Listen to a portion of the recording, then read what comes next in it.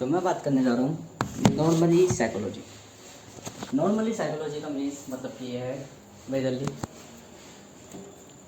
कि ये भी मेरे आसपास की चीज़ें घूमी हुई है जो मेरे को प्रभावित करती है और फिर मैं इन चीज़ों को लिखता हूँ कि बेटर टू बेटर क्या है। हमेशा समझिए एक रिच मेंटेलिटी वाला पर्सन, रिच मेंटेलिटी कौन है जो प्रभावित ना हो, मेजरली यही है। क्यों मेजरली ये है रिच पर्सनैलिटी? क्योंकि रिच का मतलब ये है जो अमीर है। सामान्य व्यक्ति चिंतन करता है केवल अमीरता, पर अमीर बनते लोग कैसे हैं? मैकेनिकली अगर हम यहाँ पे थिंकिंग करें, अगर मटेरियली अगर हम यहाँ पे थिंकिंग करें तो अमीर व्यक्ति तब बनता है जब वो अपने पैसे को ऐसी जगह लगाए या अपने वर्क को इस तरीके से करे या वर्क को वहाँ करे जहाँ से उससे रिटर्न ज़्यादा है, वही रिच कहलाएगा। और साथ में उसकी जो नीड है, जो उसकी ज़रूरतें हैं, वे उसके पैसे को नष्ट ना करे। तो ये समय के संग बदलाव होगा। जैसे कोई विकसित चीज़, अगर हम किसी चक्र में बात करें तो एक चक्र में एक अमीर कौन है, संपन्न कौन है? जो एक पूर्व चक्र से कुछ सीख चुका है, जो भूल नहीं रहा अपनी याददाश्त से, जो भूल नहीं रहा अपना डेटा कि मैंने क्या सीखा। आपके एवरी टाइम, आपके एवरी फेज में कुछ ना कुछ आप अंडरस्टैंड करोगे, कुछ ना कुछ आप गलती करोगे और देन उसको सीख लोगे। और जब आप उस गलती को एक बार कर चुके तो आप उसको दोहराना नहीं चाहोगे, है ना? एब्सोल्युटली से पहले यही डेवलपमेंट कहलाती है रिच मेंटालिटी। जब इस चीज को बहुत लार्ज स्केल में खींच लिया जाए, यही कहलाता है एक्सट्रीम रिच कैटेगरी। मतलब कि एक व्यक्ति जो गलती करी तो गलती उसे याद है कि मैंने करी क्या थी, तो वो उसी गलती को दोबारा नहीं करेगा, तो वो उस चीज को पार कर जाएगा। फिर another face, another face, another face, another face, different types of multiple face वो अचीव कर लेगा एंड देन वो कैपेबल होगा, देन अचीव द पावर। और देन क्या है? This is the rich. Rich कौन है? संपन्न कौन है? अमीर कौन है? जिसके पास धन है, ज्ञान है और ताकत है। मेजरली यही चीजें देखी जाती है। तो देखो, ताकत तो प्राप्त होगी अपने आप काबिलियताओं से, क्या वो गलती नहीं कर रहा, तो एफिशिएंटली वर्क कर रहा है, प्रॉपर्ली वर्क कर रहा है, परफेक्टली वर्क कर रहा है, दैट्स अ पावर। क्या उसको कोई हराने वाला व्यक्ति नहीं है। मनी जब भी किसी फेज को पास कर रहा है तो उसका कुछ फल मिल रहा है, मतलब संसाधन तो प्राप्त हो चुका, मतलब धन भी प्राप्त है। और नॉलेज तो एवरी टाइम चली रही है। आप किसी चीज को फेस को सीख ले रहे हो, अंडरस्टैंड कर रहे हो, मतलब नॉलेज मेक कर रही है पावर को, नॉलेज प्राप्त करा रही है संसाधन को। नॉलेज क्या है? दूसरों से ली है नहीं, चक्रों में चलते चलते खुद से ले ली कि हाँ अभी मुझे तोड़ा नहीं है। पर यही चीज नॉलेज छीन ली जाए, याददाश्त भुला दी जाए, वापसी चक्रों में वो कर जाए, तो वही गलतियां दोबारा करोगे, वही चीजें दोबारा करोगे। हो सकता है अलग तरीके से करो, क्योंकि मिस वेरिएबिलिटीज बहुत है। अगर एक सिस्टम में बिल्कुल परफेक्टली बिल्ड करके रखा हो कि आपके लिए जैसे आप जाओगे और भूले हुए हो, तो आप हो नहीं सकता कि आप कुछ अलग करो। आप बिल्कुल एक्यूरेटली वैसे ही सेम रूटीन फॉलो करोगे जैसे लोग करते हैं। परंतु यदि हल्की सी भी सिस्टम में एरर आ गया तो आप में कुछ डिफरेंट फिनोमिना दिखेंगे जो वहाँ पे वर्किंग करेगी मैकेनिकली। अब हम जानते हैं यूनिवर्स जो है बहुत ब्यूड है, इधर बहुत मिसवेरिएबल फैक्टर है। तो मेजरली सी बात है, आप गलतियाँ बहुत ज़्यादा करोगे, अलग अलग फिनोमिना भी मेक हो सकते हैं आपके भूलने पे। पर यदि आप भूले नहीं तो ये है, आप चीज़ें प्रिडिक्टेबल करने लगोगे, आप चीज़ें को प्रिडिक्ट करने लग जाओगे, प्रिडिक्ट करके मतलब कि चीज़ों को पास करने लग जाओगे, पावर अचीव कर लोगे, मनी अचीव कर लोगे और नॉलेज अचीव कर लोगे। मनी, नॉलेज, पावर, मतलब कि एक गॉड की फॉर्म रख लोगे जो एग्जीक्यूट भी कर रहा है, जो ऑपरेट भी कर रहा है, जो कंट्रोल भी कर रहा है और जो क्रिएट भी कर रहा है, ठीक है, और वॉच भी कर रहा है। तो मेजॉरिटी ऑफ टाइम आपको ये थिंकिंग करनी है। अब यहाँ से ध्यान रखो, एक अमीर व्यक्ति के तरीके क्या होते हैं, वो चीज़ों से लगाव नहीं रखता। मेजॉरिटी ऑफ टाइम आपको ये थिंक रखना है, वह चीज़ों से लगाव नहीं रखता। किसी भी चीज़ को बेचना है, सेल करना है, सेल कर दो, जो चीज़ काम की नहीं है और जो चीज़ आने वाले समय में काम की हो सकती है उसको होल्ड करके रखना ही रिच मेंटेलिटी कहलाती है। आप अपने पैसे को, एक गरीब व्यक्ति क्या करता है, पैसा आया तुरंत फेंक दिया, पैसा आया तुरंत वो कर दिया, पैसा आया तुरंत वो कर दिया। एक अमीर व्यक्ति क्या करता है, 90, 20 या 50 दिनों तक पहले उसको स्टोर रखता है, पहले अपनी आंखों के सामने उसको गिनता रहता है, वाई ये काउंट कर रहा है, क्योंकि उसे पता है, उसका विश्वास है कि जब मैं अपने हाथ में पैसा रखूंगा और हाथ में मैं 10 दिन 10 बार आके उसे गिनूंगा तो 10 बार मेरे मन में विचार आएंगे कि मैं उसको कहाँ लगाऊं या कहाँ बेचूं। 10 बार, और 10 बार मैं जानता हूँ कि 10वीं पोजीशन का जब मैं विचार करूंगा तो वो 9 विचारों से बेहतर ही होगा। जिंदगी में हमेशा ध्यान रखना, 10 दिन 10 बार अपना पैसा गिनूंगा और 10 बार मेरे 10 बार मन में विचार आएंगे और मुझे ज्ञात है कि मुझे इतना जरूर भरोसा है कि 10वां विचार 9 विचारों से बेहतर ही होगा। बस ये बेहतरता ही तो ज्ञात करनी थी, ये बेहतरता ही तो ज्ञात करनी थी। इसलिए एक अमीर व्यक्ति तुरंत अपना पैसा कहीं नहीं लगा देता, फेंक देता, वो अपना पैसा 90 दिनों तक अपने सामने चाटता है, क्योंकि उसे पता है कि अगर मैंने इसे तुरंत जाने दिया तो एक पैसा एक ऐसी चीज है कि मन मोहित हो जाता है। पर जिसने पैसा रखना समझ गया, जिसने पैसे को होल्ड करना सीख लिया, जिसने एसेट्स को होल्ड करना सीख लिया, समय आने पे एसेट्स अपने आप अपॉर्चुनिटी देते। यदि कोई चीज तुम पे नहीं है तो अपॉर्चुनिटी कभी नहीं आने की। और यदि तुम स्टार्ट कर चुके हो, कोई चीज बाय कर चुके हो, होल्ड करके बैठे पड़े हो, तो कभी ना कभी अपॉर्चुनिटी आनी ही आनी है। ना है तो कोई दिक्कत नहीं, बाय होल्ड अप भी है। दिस इज द प्रोबेबिलिटी जो कि जीरो को लाया करती है। अब मेजॉरिटी ऑफ टाइम क्या हो सकता है, अधिकांश व्यक्ति हार मान जाते हैं आधे रास्ते में। क्यों? उनके अंदर एक फिनोमेना दिखता है, एक वर्किंग फिनोमेना दिखता है कि उनके अंदर वो कैपेबिलिटी नहीं होती जो उनको रिच बनाए। अधिकांश व्यक्ति लूज बन जाते हैं, लूज कर देते हैं। किस स्टेट की तरफ लूज करते हैं? क्या आपको चेंज की तरफ लूज करते हैं या अपने रिपीट लूप की तरफ लूज करते हैं? रिपीट लूप की तरफ लूज करते हैं, मतलब कि वापस अपनी उसी स्थिति में चले जाते हैं जिस स्थिति में से आए थे। यही उनकी गरीबी कहलाती है। पूर्णनेस मेजॉरिटी ऑफ टाइम पे चीज़ों से लगाव करते हैं, प्रभाव करते हैं। पर देखो, आज तुम किसी चीज़ से लगाव रख रहे हो, प्रभाव कर रहे हो, फिर उसके खोने का डर, ये डर ही आपकी लीडरिंग होता है। तो बेहतर क्या था, या तो किसी से लगाव रखो मन, किसी से कनेक्शन रखो मन, और यदि कनेक्शन रखा है तो उसके जाने का गम मत करो, जाने का गम ना रखो। हमेशा ध्यान रखना, कोई कनेक्शन जैसे जिंदगी में आता है उसको वैसे जानने का स्वीकार कर लो, ये आपके लिए फिनोमेना बताएगा। और यदि नहीं होना तो कोई दिक्कत नहीं, समय व्यर्थ करो, जिंदगी व्यर्थ करो और अपनी जिंदगी वापस जीरो से स्टार्ट करो, क्योंकि beginning of life is not a immortality. वो मोटल है, मृत्यु होगी दोबारा जन्म हो जाएगा, कोई दिक्कत नहीं है। शरीर की मृत्यु होगी, कोई दिक्कत नहीं है। अगले जन्म में तुम्हें ये कदाचित भी याद नहीं रहेगा कि तुम्हारा पिछला जन्म बर्बाद गया था। तुम तो नए स्टार्टिंग करोगे, नई लाइफ। एक सामान्य व्यक्ति ये चिंतन करता, सामान्य व्यक्ति केवल ये चिंतन करता डर के कारण कि this is life, this is important play on my life, this is present, but this is not a present, क्योंकि फ्यूचर भी कभी ना प्रेजेंट था और ये प्रेजेंट भी कभी ना फ्यूचर बनेगा। ये तो समझ में आता है। अब हमें क्या समझना, चक्रों के ज्ञानों में, चक्रों में बहुत चीज़ें होती है, चक्रों में बहुत चीज़ें होती है और चक्रों से हमें बहुत चीज़ें है होता है, मतलब मिलता है। हर व्यक्ति अपनी ज़िंदगी खुद लिखता है, क्योंकि हर व्यक्ति क्रियाएं खुद करता है। सपोज करो एक व्यक्ति है, साथ में मिलकर काम करा, ठीक है, समझ में आया, वर्क करा, प्रैक्टिकली एक्ट करा, ठीक है। हो सके क्वालिटी अलग अलग है, डिफरेंट टाइप ऑफ क्वालिटी है। एक रिच मेंटेलिटी हमेशा जानता है मुझे ये गाली बक रहा हूँ, मुझे ये अस्वीकार कर रहा हूँ, मुझे कोई वो कर रहा हूँ। एक अमीर जानता है बेशक ये मुझसे घृणा कर रहा हो, पर मुझसे मुझे इससे फायदा उठाना आता है। मुझे पता है कितनी भी गंदी नाली का कीड़ा हो, पर ये मेरे लिए हीरे मोती का काम कर सकता है। तो एक अमीर व्यक्ति भावनाओं में नहीं बहता, वे लॉजिकली उस चीज को हैंडल करता है और उसकी चीजें, उसकी इच्छाएं को पूर्ण करता है सामने वाले व्यक्ति की। कहता है देखो मुझे तुम्हारी जरूरत है, डायरेक्ट नहीं कहेगा, इनडायरेक्टली कहेगा।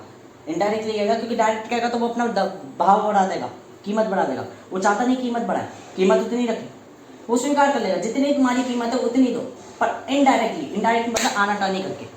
और जैसे ही काम निकला फिर वो उसकी उतनी औकात दिखा देगा जितनी औकात उसकी थी, जैसे वो शुरुआत में दिखा रहा था। आप हमेशा ध्यान रखना, हराम की चीज एक बार खा सकते हो, बार बार नहीं, ये हमेशा ध्यान रखना। आप अगर हराम गर्दी दिखाओगे, अपने अंदर का फिनोमेना दिखाओगे मेजॉरिटी ऑफ टाइम कि देखो हम तुम्हारे साथ काम नहीं करेंगे, हम तुम्हारे संग वो नहीं रहेंगे, अब बस अपना भावना फिनोमेना दिखाओ, तो हमारी भी चीज़ें लिख लो, रख लो। या तो आपके अंदर गुदा ऐसा होना चाहिए कि हमारी तरह बन जाओ, या वरना अपनी ज़िंदगी को स्वीकार कर लो जैसी है, बाद में ईर्ष्या ना करो, जो कि भावनात्मक रूप अपने आप प्रकट होगी जब हम कामयाब होंगे। हमेशा ध्यान रखना, संघर्ष के समय कोई कामयाब नहीं आएगा, काम नहीं होगा, वो काम में नहीं आएगा। संघर्ष के समय कोई तुम्हारे फायदे का नहीं आएगा, संघर्ष के समय हर कोई तुम्हें गलत ठहरा जाएगा, पर जब कामयाब हो जाओगे ना तो वही लोग दरवाजे के बाहर खड़े हो जाएंगे अपना हिस्सा और हक जमाने के लिए। हमेशा ध्यान रखना, आपके बच्चे भी गुनाहों सामान्यतः ये ध्यान रखिए, सुख नहीं दे पाओगे, जिंदगी नहीं दे पाओगे तो वो भी आपको टोकेंगे। फिर जी सुख और जिंदगी दे दी उनको तो वह भी आपको अपना मानेंगे। तो इसलिए आई हेट कनेक्शन। मैं एक फिलोसोफर हूँ, इसलिए मुझे खुद की औलाद पसंद नहीं है। खुद की औलाद इसलिए पसंद नहीं है डेफिनेटली क्योंकि मैं जानता हूँ कि जब मैं गरीबी में था तब मेरा कोई सगा नहीं था। अब मैं अमीरी में हूँ तो भी मेरा कोई सगा नहीं है। सब पैसे का सगा है, सब संसाधनों के सगे हैं, सब अपने लालच स्वार्थ के सगे हैं। तो मैं अपना स्वार्थ केवल ये देखता हूँ कि मैं अपने आप को अकेला कर दूंगा उस बियॉन्ड द वर्ल्ड।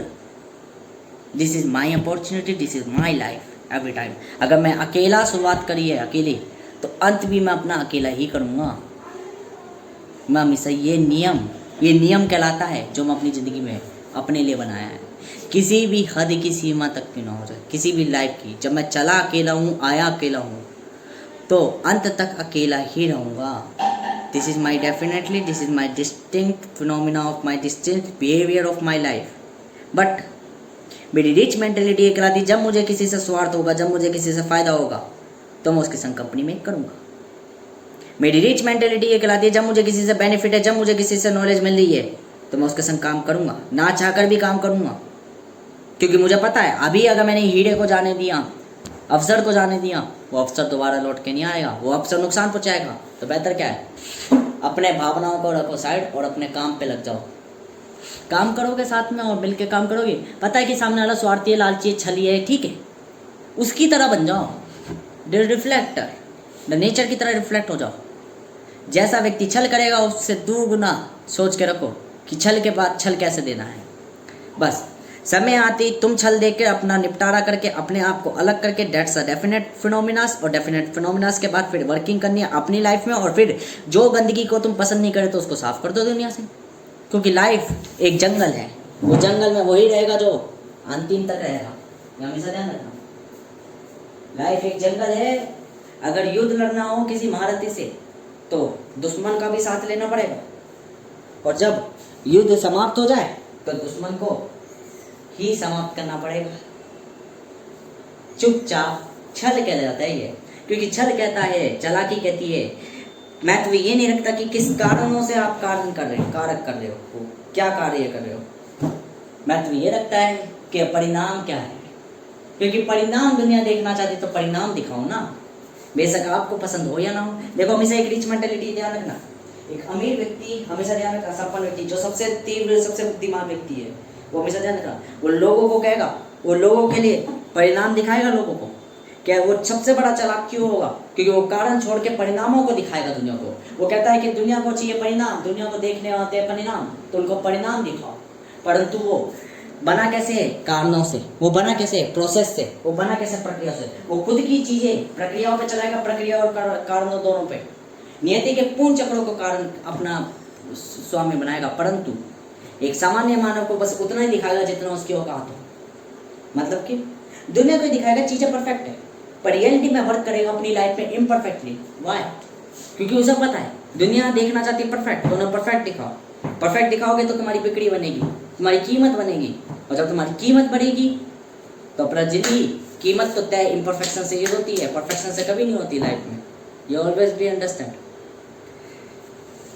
तो हमेशा ध्यान रखना, एक संपन्न व्यक्ति, अमीर व्यक्ति, चालाक व्यक्ति वो है जो खुद तो कार्य पूरा कर रहा है, पर आपको दिखा ऐसा रहा है कि वो इम्परफेक्टली कार्य कर रहा है, वो अधूरा कार्य कर रहा है। वो सिर्फ वो फेस दिखाएगा कामयाबी का चेहरा, क्योंकि हर व्यक्ति सोचता है अमीर व्यक्ति ऐसे ही बन जाता है। पीछे की प्रोसेस पूछो तो अनंतकाल बीत जाएंगे बताते बताते, ठीक है ना। तो वो संघर्ष नहीं बताएगा तुम्हें, कहेगा कि आसान है बनना, ये काम खोल लो, आसानी से अमीर बन जाओगे। वो अमीर नहीं बने तुम एक जाल के छोटे से चूहे बन गए जो एक चैम्बर में बंद हो गए। क्यों? वो उतना ही बताएगा जितना तुम्हें अमीर बनना है, क्योंकि वो अपना असली रहस्य नहीं बताएगा। कि हमेशा ध्यान रखना, जब तक कोई नियम या कोई प्रक्रिया का रहस्य रहेगा तब तक वो प्रक्रिया चलती रहेगी। जैसे ही उस प्रक्रिया का रहस्य सबके सामने हो जाएगा, कीमत अपने आप डाउन हो जाएगी, क्योंकि कीमत डिस्ट्रीब्यूट हो जाएगी सब जगह। Always be understand. तो ये फिनोमिना होते हैं। मैकेनिकली हमेशा ध्यान रखें, हमारे अंदर एक जीविका होती है जो हमें दूसरों से अलग बनाती है। हमारे अंदर कुछ ट्रेट होते हैं जो हमें दूसरों से अलग बनाते हैं।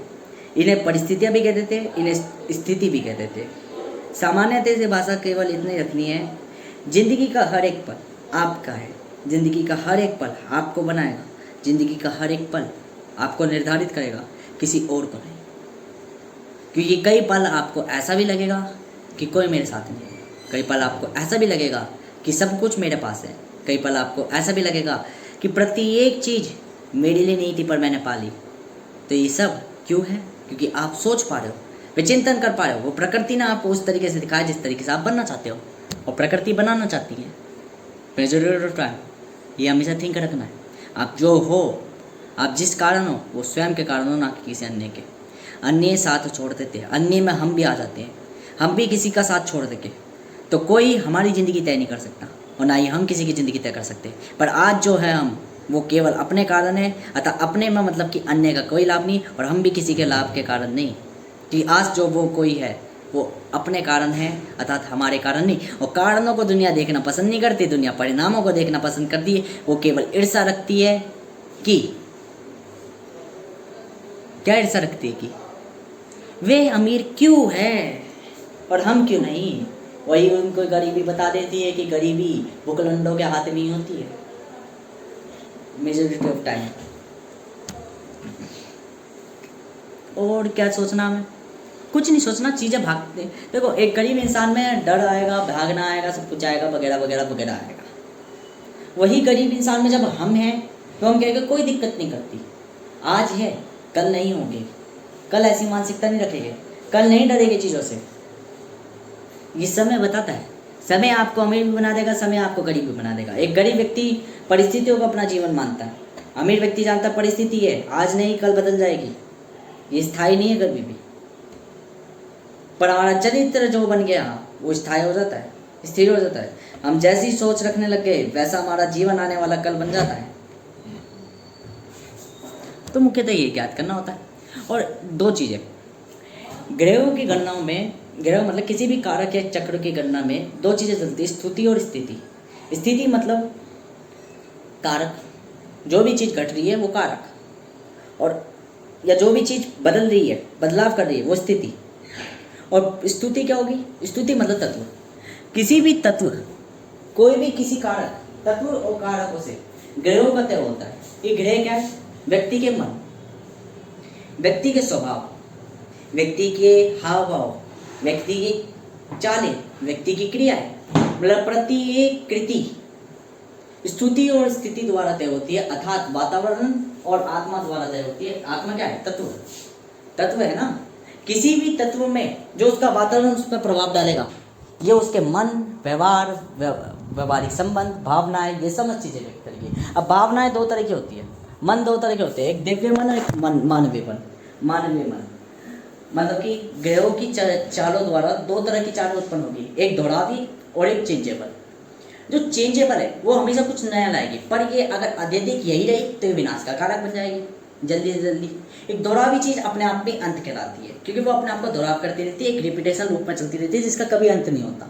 ठीक है, अगर इन दोनों का तालमेल बना लिया जाए तो अनंत चीज़ें बन जाएगी, अनंत चीज़ें निर्मित हो जाएगी, अनंत चीज़ें बैठ जाएगी। तो दिव्य और मानवीय इन कारकों से समझ चीज़ें बनी है। तो ग्रहों की चालें भी ऐसी अनंत हो जाती है दो ही चीज़ों से, स्तुति और स्थिति। स्तुति और स्थिति, स्तुति क्या? तत्व, और स्थिति क्या? वो पर्यावरण, वातावरण या कोई भी जगह। इनसे दो चीज़ें तय होती है, प्रत्येक चीज़ तय होती है। और जब ये चीज़ें तय होती है तो स्तुति और स्थिति के कारण नहीं, मतलब तत्व और प्रकृति या परिस्थिति के कारण नहीं। मन पैदा होता है, व्यवहार पैदा होता है, भावनाएं पैदा होती है, चरित्र पैदा होता है, अर्थात हर एक ऐसी चीज़ पैदा होती है जो समय के संग बदल सकती है। अर्थात समय खुद पैदा होता है, इससे समय खुद इससे गणित होता है। गणित मतलब कि इससे गणना होना उसका प्रारंभ होता है। स्तुति और स्थिति के कारण ही समय प्रारंभ होता है, मतलब काल प्रारंभ होता है, और इसी काल से तो स्तुति और स्थिति से हर एक चीज बनती है। स्तुति स्थिति से कैसे? मन पलट रहा है, मन ही का तो खेल है, समझ सके। तो हमेशा ध्यान रखना, जहां मन दुख लेने लग जाए तो स्तुति की तरफ चले जाना, अपनी मूल तत्व की तरफ चले जाना। मेरी प्रकृति क्या है, तो माँ सब कुछ बर्बाद कर दोगे, माँ सब कुछ खो दोगे, और खोने के बाद वापिस स्थिति की तरफ चले जाना, अर्थात चीजों की तरफ चले जाना, वातावरण की तरफ चले जाना, और देखना मैंने ऐसा क्या गलती करी। और स्तुति के बाद स्थिति, क्योंकि स्तुति से स्थिति का निर्माण होता है। जब तक स्तुति आपको खाली कर देती है, तत्व आपको खाली कर देता है, मूल ग्रह आपको शांत कर देता है, और जब शांत हो गए तभी समझ में आएगा कि चल क्या रहा है सामने। कोई भी कॉम्प्लेक्स, कोई भी जटिलता अगर मुश्किल लगती है, कोई भी मन आपको मुश्किल लगता है, तो सिंपल सा आंसर है, मन को कहो तू नष्ट हो जा, अतः वातावरण से अपने आप को डिस्कनेक्ट करो, शांत हो जाओ। शांत जैसे हो गए, अपने मूल तत्व को देखोगे, स्तुति को देखोगे, स्तुति देखती अपनी मतलब पूर्ण स्थायी उस रूप को देखोगे, और जब पूर्ण स्थायी रूप हो जाओगे वापिस चीज़ों को निर्माण करना चालू कर दो, स्थिति पे आ जाओ। स्तुति से स्थिति आओगे, नए मन का प्रावधान होगा, नया मन चीजें गणना है उसी अनुसार करना जानता है, क्योंकि स्थिति वर्तमान में चलती है हमेशा, स्थिति वह समय काल में चलती है। स्थिति कहती है कि कोई समय नहीं है, स्तुति से समय जब निर्माण होता है, वो सॉरी स्तुति से स्थिति जब परिवर्तित करती है तभी नया समय प्रारंभ होता है। अतः जब शरीर आत्मा त्याग देती है, तो जब नया शरीर त्याग धारण करती है तभी से उसके वर्ष चालू होते हैं, तभी से उसका समय चालू होता है, तभी से उसकी क्रियाएं चालू हो जाती है नई तरह की, क्योंकि वहीं से नया मन पनपने लग जाता है। इसलिए मैंने एक जगह कहा है, यदि चीजें पलटनी हो, मृत्यु लेनी हो जीवन में, तो मृत्यु तो ऐसे भी ले लो, जगह स्थान बदल दो, वो मृत्यु हो जाएगी। तो स्तुति और स्थिति से वो होता है। अब अगर किसी व्यक्ति का मन ही उसको जीने नहीं दे रहा, मन ही उसको रहने नहीं देना, ठीक है, क्योंकि मन भी कभी वर्ष अत्यधिक हो जाता है, तो फिर शरीर का अंत करना होता है, क्योंकि शरीर के अंदर मन बनता है। शरीर का अंत कर दोगे तो मन का पर्ण हो जाएगा।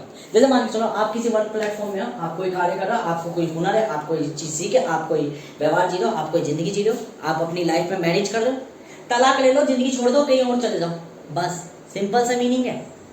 अब वो जिंदगी में वो चीजें दुख नहीं देगी, जो आनंद भी दे रही थी वो भी नहीं देगी, न्यूट्रल हो गया आप उस जगह से, मृत्यु हो चुकी, पलायन हो चुका। तो ये कब तक? मन का व्यवहारिक रूप बस वातावरण के अनुसार। और ऐसी जब मूल प्रकृति को, शरीर को ही नष्ट करना होगा, तो शरीर को नष्ट करके मन को ही नष्ट कर दो। तो मन जो है मुख्यतः मन का नष्ट करना पड़ता है। अब अगर पूर्ण ही मन का नष्ट करना है कि जीवन ही नहीं जीने दे रहा है, नाश पिटा, तो तब शरीर की मृत्यु चाहिए, ठीक है ना। तो हर एक चीज प्रभाव डालती है, प्रभाव एक स्थिति डालेगी, शरीर ही डालेगा। शरीर कौन है? मन की छाया, मन की छाया, छाया से ही मन बनता है, पर मन से परे है छाया और छाया से परे है मन, दोनों अलग अलग है, डिस्टिंक्टली है, ठीक है। अच्छा, छाया से मन पनपा है, कुछ समझ नहीं आया। मूल छाया से मन पनपा है, जो मन द्वारा छाया पनपती है वो अलग छाया है। तीन मायाएं हैं, तो तीन मायाओं में जो मूल माया या मोह माया है उससे पनपा है, सॉरी महामाया, मोह माया अलग होती है, महामाया से मन पनपा है, माया से मन पर नहीं पनपा, ठीक है। तो तीन तरह की मायाएं हैं, तीन माया, और समय भी एक माया है, समय भी एक भ्रम है, जो कि महामाया से ही पैदा हुआ है, उत्पन्न हुआ है, अर्थात प्रकृति शरीर से ही उत्पन्न हुआ है समय भी, ठीक है। तो यहां से हमें कुछ चीजें समझ में आती है। अब स्तुति स्थिति के बारे में भी बात होगी। अब बात आती है प्रभावों की। प्रभाव अच्छे बुरे कैसे पनपते हैं, तो मुख्यतः आप ये ध्यान रखो, जिंदगी में एक ही व्यक्ति अच्छे कर्म भी करता है, एक ही व्यक्ति बुरे कर्म भी करता है, तो तीन व्यक्ति हो जाते हैं, व्यक्ति तीन हो जाती है। एक वो व्यक्ति जो खुद में देख रहा है, मैं बुरी हरकतें कर रहा हूँ, बुरी हरकतें कर रहा हूँ, अगर मुझे वो बुरी हरकतें, मेरा वातावरण बुरा है तो वो बुरी आदतें मुझे बुरी नहीं लगेगी, वो अच्छी लगेगी। अगर मेरा वातावरण अच्छा है तो वो बुरी आदतें मुझे बुरी लगेंगी। अगर मेरा वातावरण अच्छा है और मैं बुरी आदतें कर रहा हूँ तो वो बुरी आदतें बुरी लगेगी, और यदि मेरा वातावरण बुरा है और मैं बुरी आदतें कर रहा हूँ तो वो बुरी आदतें मुझे बुरी नहीं लगेगी, ठीक है। और वातावरण बुरा है और मैं अच्छी आदतें कर रहा हूँ तो क्या होगा, मैं धीरे धीरे बुरा बन जाऊंगा, हमेशा ध्यान रखना। और यदि वातावरण बुरा हो, वातावरण अच्छा है और मैं बुरी आदतें कर रहा हूँ तो मैं अच्छा बन जाऊंगा, या अच्छा बनना पड़ेगा, या हो सकता है कि मैं रूल करूँ, या हो सकता है कि मैं अपने ही पाप दंडों पे वापस आदत निर्धारित हो जाऊँ। अब अच्छा, बुरा अच्छे की बात करते हैं। अब बुरा अच्छे तय क्या है? एक ही व्यक्ति, अब यहाँ से तीन व्यक्ति भी आ जाते हैं, तीन तत्व भी आ जाते हैं, ठीक है। ये थी स्थितियाँ कि वातावरण के अनुसार हमारी स्थिति तय हो जाएगी। स्थिति दो है, अच्छी और बुरी स्थिति। अब स्तुति क्या है? स्तुति तीन है, तत्व तीन है, कि ये तीन तत्व है, तीन तत्व है। पहला तत्व हो गया मैं स्वयं, स्वयं में मैं अपने आप को देखूंगा, क्या मैं बुरी आदतें कर रहा हूँ? अगर मेरा वातावरण वो है, स्थिति अनुसार तय होगा, यार मैं लोगों के अनुसार मैच नहीं हो रहा, तो मैं मैचिंग को ज्यादा देखूंगा, ठीक है। स्तुति के तत्व में ही मैं ये चीज देखूंगा, स्तुति के तत्व में मैं एहसास करूंगा, यदि मेरा वातावरण बुरा है तो मैं बुरा हूँ, तो मुझे कुछ भी फर्क नहीं पड़ेगा, मैं अपने आप को चेंज ही नहीं करना चाहूंगा। क्यों? मेरे देखने तक की दृष्टि मुझे प्रभावित कर ही नहीं दी कोई चीज, तो मैं प्रभावित होऊंगा क्यों किसी चीज की तरफ? मैं जैसा हूँ वैसा सही हूँ। और यदि मेरा वातावरण अच्छा है तो मुझे अच्छा बनने को कहेगा। ठीक है, अब आती है बात ये यू में। यू में मतलब स्वयं में, स्वयं से अब स्वयं में आती है। स्वयं में मैं ये चीज देखूंगा, स्वयं में मैं ये चीज देखूंगा जो मैंने पहले भी बताई थी। स्वयं में मैं देखूंगा, मान लो कोई व्यक्ति आलस कर रहा है, कोई व्यक्ति एसी चला रहा है, कोई व्यक्ति कोई और चीज कर रहा है।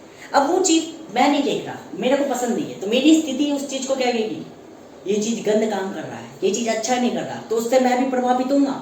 मैं वो कर्म दोबारा कभी जिंदगी में नहीं करूंगा, या मैं करना पसंद नहीं करूंगा। यहाँ से मेरी पसंद नापसंद भी स्थिति और स्तुति से तय हो गई। ठीक है, और पसंद या नापसंद भी मन का खेल है, सुख दुख भी मन का खेल है, क्या चीज अच्छी है क्या चीज बुरी ये भी मन का खेल है। क्योंकि मन इन दोनों के बीच में अपना पड़ा है, ग्रहों के बीच में अपना पड़ा है। ये दोनों ग्रह ही है, स्तुति और स्थिति। एक स्तुति एक तत्व अन्य अनेकों तत्वों से मिलन करके अपनी स्थिति बना लेता है, निर्मित कर लेता है। अतः एक ग्रह अनेकों ग्रह से मिलकर प्रभाव उत्पन्न कर लेता है। ये प्रभाव ही मन कहलाते हैं। ठीक है, अनेकों मन कहलाते हैं। अतः यूं कह लो, अनेकों मुख, लाखों करोड़ों मुख एक साथ लेके चल रहा हूं। ठीक है, हम इसे ध्यान रखना, एक ग्रह दूसरे ग्रह को जिस तरीके से परिक्रमा कर रहा है, तो जो सामने का मैचिंग पॉइंट होगा वही मुख होगा हमेशा।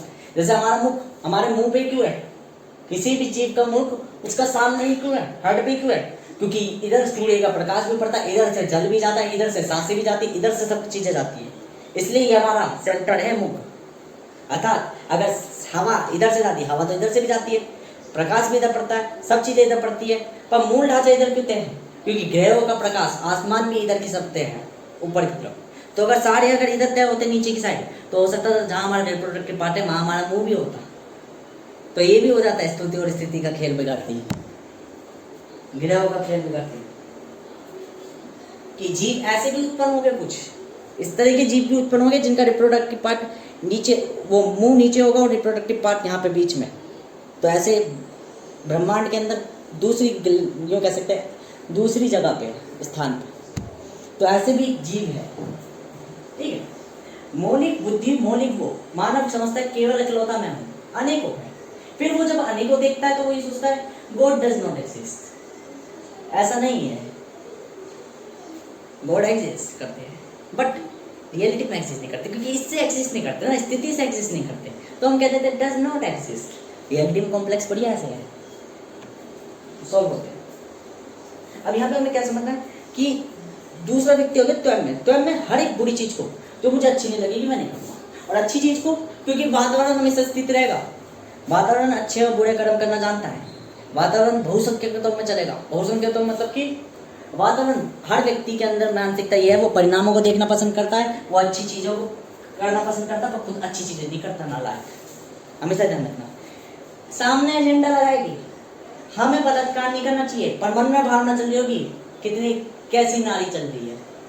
ये एजेंडा होते हैं इनके, नालायकों के। हाँ, क्योंकि सब मानव है, प्रभावित है। ठीक है ना, तो हमेशा ध्यान रखना, आपको एम्प्लॉय भी इसलिए बनाया जाएगा, बुरी चीज़ें भी, आलस से भी इसलिए भगाया जाएगा। और मृत्यु जब आप फांसी लगा रहे होगे तो यूँ मन में जरूर विचार आएगा कि लोग कहेंगे कायर हो, पर रियलिटी में वो अपना फायदा लेते हैं, उनकी जीविका ही ऐसी है, मानव है वो केवल। और यही सब में समझ में आता है, स्वयं में तो चीज़ों को देख के खुद अच्छा बुरा तय कर देगा, वो अच्छा बुरा भी स्थिति अनुसार तय करेगा। स्थिति, मूल स्थिति तो सेम ही रहेगी, सामान्य रहेगी, उसके बेस पर सारी चीज़ें तय है। ठीक है, मूल स्थिति सारी चीज़ें तय है। मूल स्थिति क्या है? मूल स्थिति पीछे से बुरी चलती है, सामने से अपने आपको अच्छा दिखाती है। हाँ, तो जो अच्छा दिखता है, जो दिखता है ना, उसी बेस पे आप क्या करोगे, अपनी स्तुति तय करेगी। ओ, ये व्यक्ति मेहनत नहीं कर रहा है, इसकी तरफ आकर्षित होगा स्वयं व्यक्ति। और ये भी हो सकता है कि ये व्यक्ति मेहनत कर रहा है, कोई दिक्कत नहीं, कोई दिक्कत नहीं, इसमें कुछ ऐसे भी पनपनेगे मेरी तरह कि मेहनत कर रहा है, कोई दिक्कत नहीं, मजदूर है, क्या ही कीमत है मजदूरी की, तो यहाँ चालाक भी पनपेगी। ऐसा ही नहीं केवल कि एक व्यक्ति तो ऐसा होगा जो आकर्षित हो रहा होगा, यार ये व्यक्ति कितना मेहनत कर रहा है, मैं इसकी तरह मेहनत क्यों नहीं कर रहा। अब उसने मेहनत करके देखी, नहीं हुई तो उसने कहा कोई दिक्कत नहीं, मजदूर है, मजदूर भी तो इतनी मेहनत करता है, बात है चालाकी की। तो फिर वो परिणामों को देखेगा, वो बुरा व्यक्ति होगा, ठीक है ना। तो अच्छा बुरा यहाँ भी तय हो जाता है। ठीक है, एक ही कॉन्सिडरेंस में होगा, फिर अलग कॉन्सिडरेंस का होगा। एक व्यक्ति आलसी है, तो जो खुद भी आलस चाहता होगा वो क्या कहेगा, उस चीज़ को इग्नोर कर देगा, कहेगा मैं भी आलस कर रहा हूँ, ठीक है, या मुझे भी आलस पसंद है पर मैं कर नहीं पा रहा।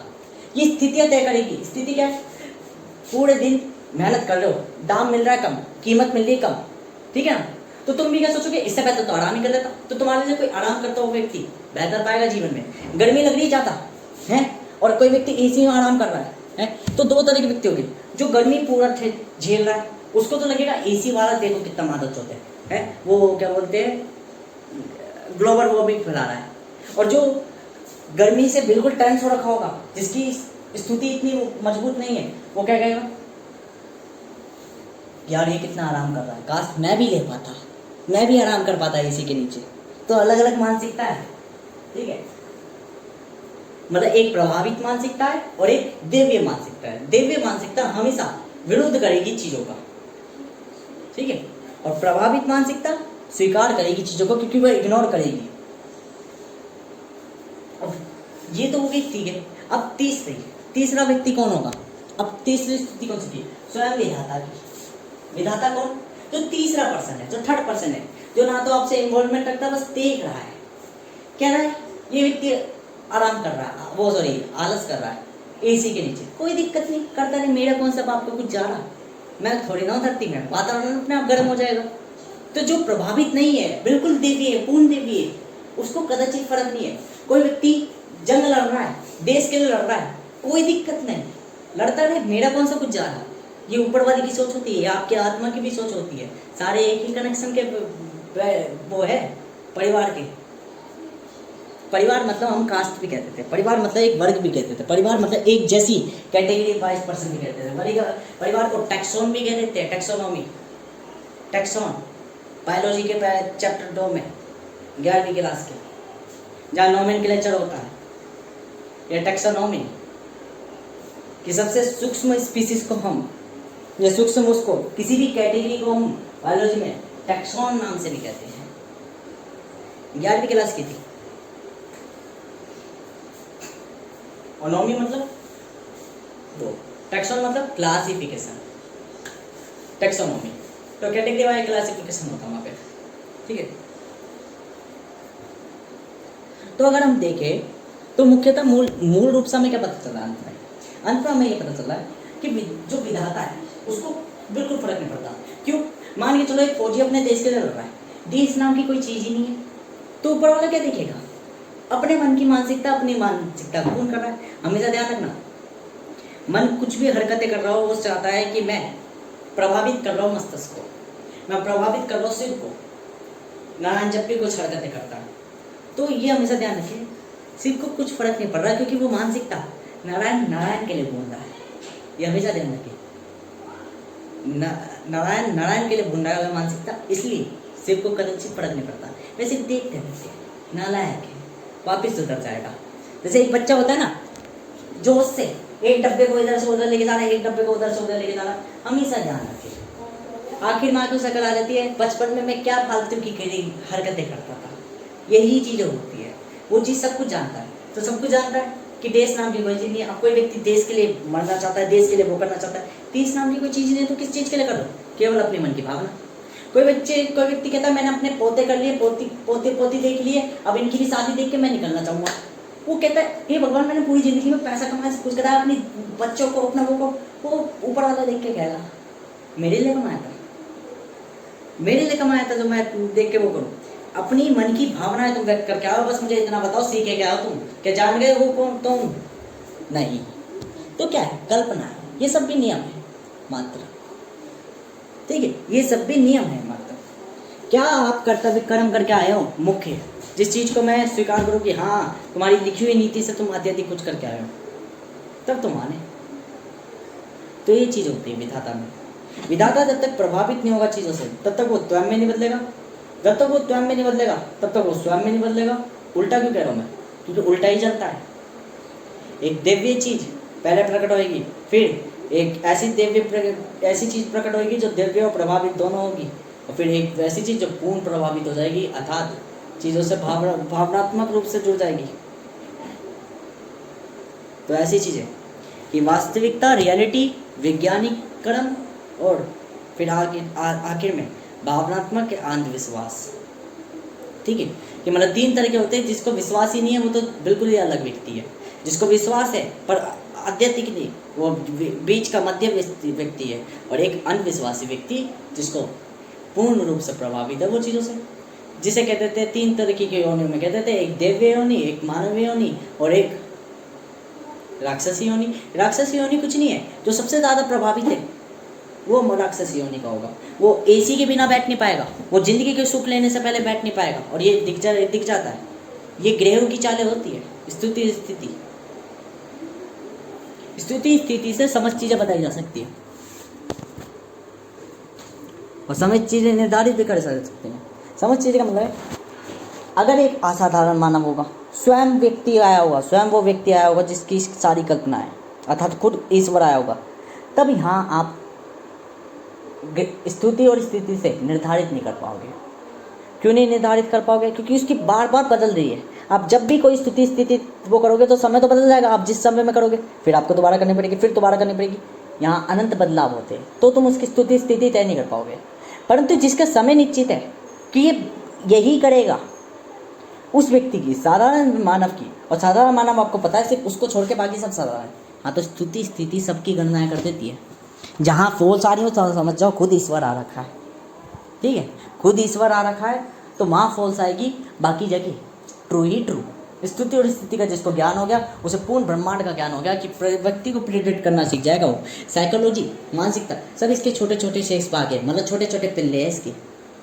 क्योंकि ये स्तुति स्थिति ना तो केवल मानव को देखती, ना केवल जीवों को देखती, ना केवल जानवरों को देखती, ना केवल वो, ये तत्वों तक को देख लेती है, पत्थरों को, ऐसी चीज़ों को जैसे मान लो कोई अजीब चीज़ है, इन तक की प्रभावों को। और स्तुति स्थिति ना केवल धरती को देखती, ब्रह्मांड तक को देख लेती है, गणनाएं कर लेती है कि कितने किलोमीटर पर सूर्य होगा, कितनी जगहों पर, कितने स्थान पर चीज़ें होगी, ये सब चीज़ें। क्योंकि प्रभाव अपनी गणना, प्रभाव खुद एक इल्यूजन है, कैलकुलेशन करके आता अपनी, वो अपनी निश्चित दूरी के संग अपना प्रभाव लॉस करता है, जिससे ये गणना कर ली जाती है कितनी दूर से प्रभाव आ रहा है, उत्पन्न हो रहा है। तो स्तुति और स्थिति से ये निर्मित हो जाता है।